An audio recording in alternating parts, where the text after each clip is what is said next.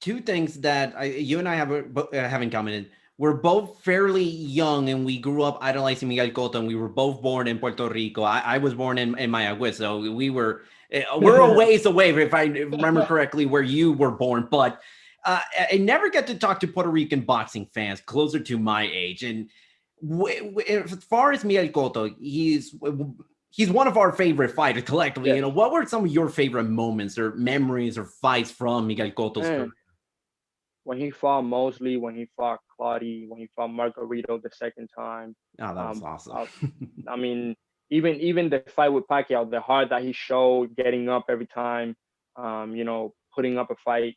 Um, Even with Floyd too, the hard work. I mean, there's a lot of fights that I could recall from him, but those are like my favorites because he showed that he belonged in there with the best. Yeah, I mean, yeah, this is Sergio Martinez was maybe Yeah, my favorite round Sergio ever. That first Martinez. round. Were you disappointed, like I was, that he did not get inducted in this year's International Boxing Hall of Fame class? Because I was very surprised he didn't get in. I know it's a I tough I class, but was I was very surprised too, but I know soon enough he will get it because yeah. he's supposed to be and he deserves to be in the Hall of Fame. Are you making that trip to Canastota, New York, if Cotto gets in next year, and try to get to see that induction speech? Because I'm definitely going to try and go. Man, I would definitely try to go. I mean, depending on how the pandemic is doing and how we're doing as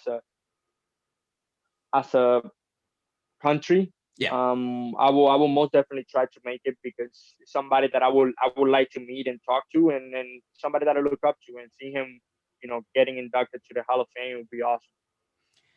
You've mentioned in the past that you would like to fight at Madison Square Garden. Cotto has made his Yes. mark there, and there are other Puerto Rican fighters like Edgar Berlanga who said they would love to kind of fight at the Garden as well, and even headline a show there. How much would it mean for you to sort of be able to follow in the footsteps of so many great Puerto Rican fighters and fight at Madison Square Garden one day, especially, it would be a main event or a world title fight like so many in the past?